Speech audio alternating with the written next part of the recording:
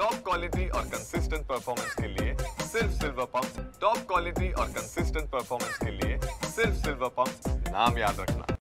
6 दिवसाची पोलीस कोठडी संपल्यानंतर सतीश उर्फ खोक्या भोसलेला शिरूर कासार न्यायालयात हजर करण्यात आलं होतं आणि ती सुनावणी आता पार पडली। आपल्यासोबत 6 दिवसाची पोलीस कोठडी संपल्यानंतर सतीश उर्फ खोक्या भोसलेला शिरूर कासार न्यायालयात हजर करण्यात आलं होतं आणि ती सुनावणी आता पार पडली। आपल्यासोबत सतीश उर्फ खोक्या भोसलेचे वकील ॲडव्होकेट अंकुश कांबळे आहेत। सर, नेमकं सुनावणी पार पडली, काय झाले? सर, तपासामध्ये पूर्ण बाबी झालेल्या आहेत।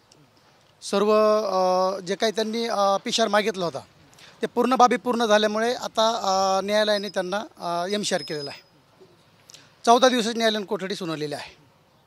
सर, ढाकणी पितापुत्राला मारहाण केल्याप्रकरणी अटक करण्यात आलं होतं, मात्र बॅटनं मारहाण केल्याप्रकरणी जो दुसरा गुन्हा दाखल आहे त्यात पुन्हा चकलामा पोलीस अटक करू शकतात का? सर, आत्ता इथून नाही अटक करू शकत। जेलमध्ये गेल्याच्या नंतर त्यांना ते जेलमधूनच घ्यावं लागेल, असं नाही अटक करता येणार। दुसरीकडे सतीश उर्फ खोक्या भोसलेच्या पत्नीनं जिल्हाधिकारी कार्यालयासमोर उपोषण सुरू केले। सत्य परेशान हो सकता है लेकिन पराजित नाही। आमचा डॉक्टर बाबासाहेब आंबेडकरांनी लिहिलेल्या घटनेवरती आणि न्यायालयावरती पूर्ण विश्वास आहे। सदरील गुन्हा हा खोटा आहे, आम्ही ते न्यायालयामध्ये सिद्ध करू। सतीश भोसले यांची लवकरात लवकर जामीन होईल, ते नक्की लवकरात लवकर बाहेर येतील। आज काय युक्तिवाद केला? सर, आज युक्तिवाद करण्याची गरजच पडली नाही। सर, आज पोलीस कोठडी मागितलीच नाही, डायरेक्ट एमशार मागितला। सर, याशिवाय दुसरा NDPS ॲक्टनुसार एक गुन्हा दाखल आहे आणि वन विभागाचे स्वतंत्र 2 गुन्हे दाखल आहेत।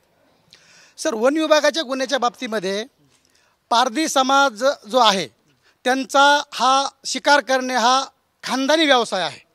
आता त्यांच्या घरामध्ये जाळे नाही निघणार तर मग काय टाळा आणि मुरदून निघेल का? म्हणजे त्यांचा तो व्यवसाय आहे।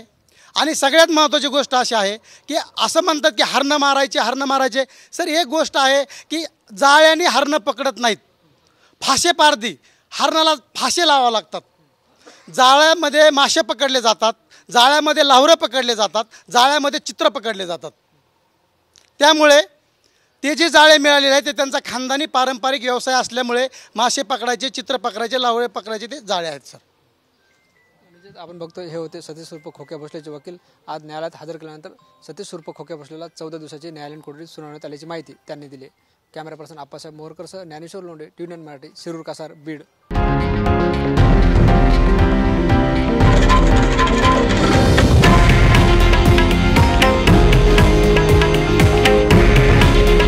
हे आहे देशातील नंबर 1 न्यूज नेटवर्क आणि आपण पाहत आहात TV9 मराठी।